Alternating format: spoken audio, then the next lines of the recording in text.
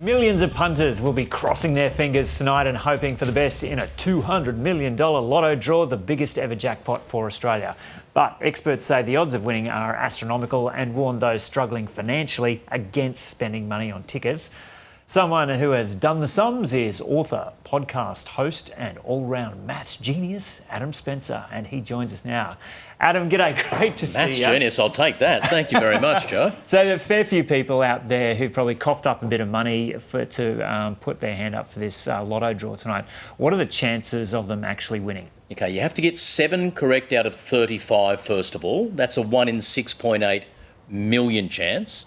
If you get through that 1.6.8 million hoop, you then got a 1 in 20 chance of getting the final ball.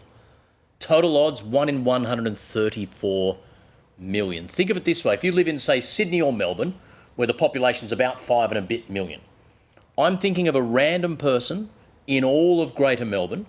You've got to guess that person and the letter of the alphabet they are randomly thinking about. You marry those together, you've got your 1 in 134 million. But you've got to be in it to win it. Well, that's up to you. I mean, people say it's got to go off, it's got to go off. The only reason it's so big is it hasn't gone off the last 5 or 6 times. You're now getting so many people buying a ticket, it is likely it's going to pop tonight. Yeah.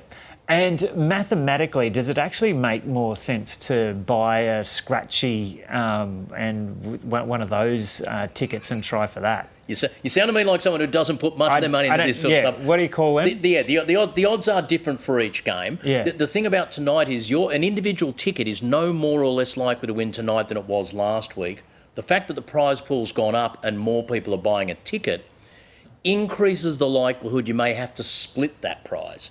But even if 10 separate people win, that's $20 million each. What you want is, if you do win, you'd like the numbers you picked not to be the numbers that lots of other people have picked. So some people pick strings of numbers in a row or numbers above 31 so they don't get birth dates. But I promise you, if tonight 1, 2, 3, 4, 5, 6, 7 comes out, you will be stunned at how many people picked that combination thinking they were being smarter than everyone else.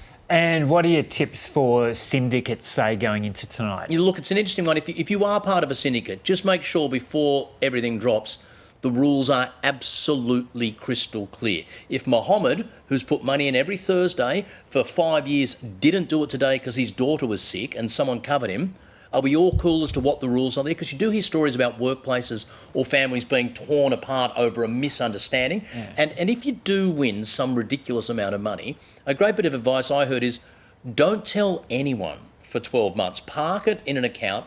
Then 12 months from now, start to be generous with some friends and say, oh, I won some money in a lottery. You don't run around saying, I just won $200 million, because you will have friends of friends of friends of friends of relatives of friends coming to you with appallingly hard stories for you to say no to, and you'll be hit up every week for the rest of your life. And you also hear stories of people just blowing it all as well. Just sensibly park it away, get someone who knows what they're doing to help you slowly accumulate and do great things with it if you want, but don't put yourself at the behest of other people. And do you dabble in this at all? I don't buy a ticket. I just sit back and let the stats just wash all over me. And do 10 million interviews. Exactly. Okay, Adam, thanks so much for having a chat to us.